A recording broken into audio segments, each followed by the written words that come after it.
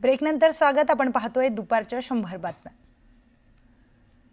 तर त्याचबरोबर एक मोठी ब्रेकिंग न्यूज समोर येते. मुंबईतील गोरेगावमध्ये शिवसेनेकडून 10वी-12वीच्या विद्यार्थ्यांचा गुणगौरव सोहळा करण्यात आला.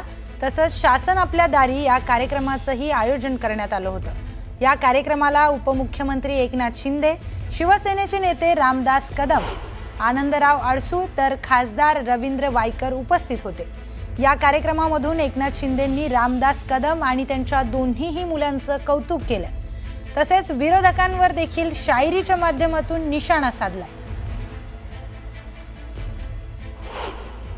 मी काल सभागृहामध्ये म्हटलं रामदास भाई की जो कुछ लोग समंदर खंगालने में लगे हैं, हमारी कमियां निकालने में लगे हैं, जिनकी लंगोटियां फटी हुई है वो हमारी पगड़ी उछालने में लगी हुई है.